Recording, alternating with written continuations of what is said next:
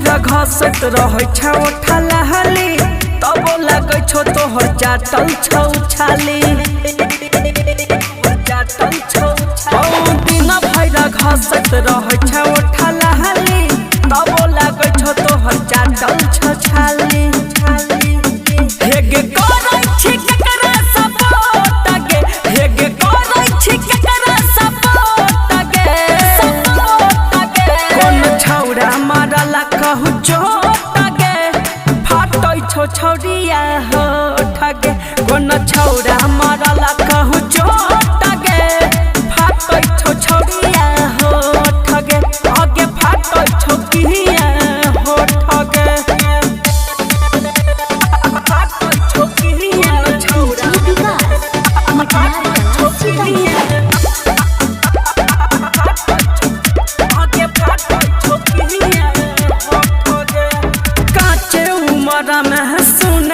छौड़िया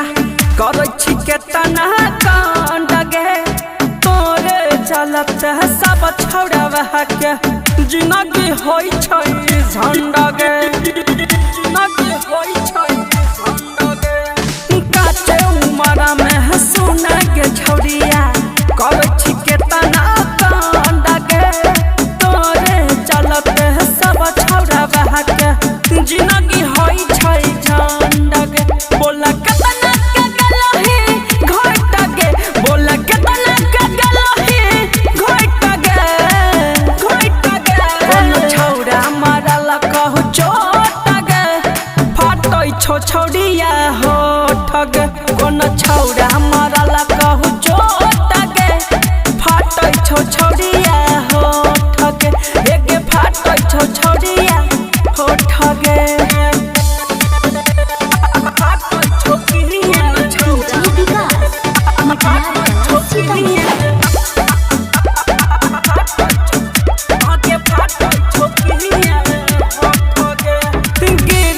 खूब शीतल हरी तब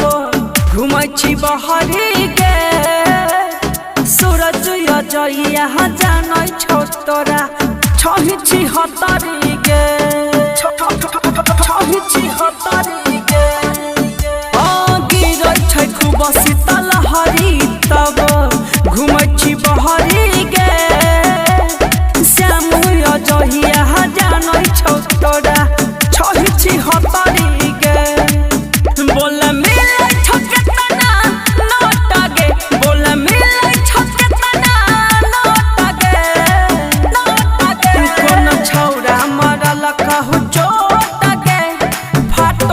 छौड़िया होठ गे कोन छौड़ा मारला कहू चोट गे फाटै छौ छौड़िया होठ गे आगे फाटै छौ छौड़िया होठ गे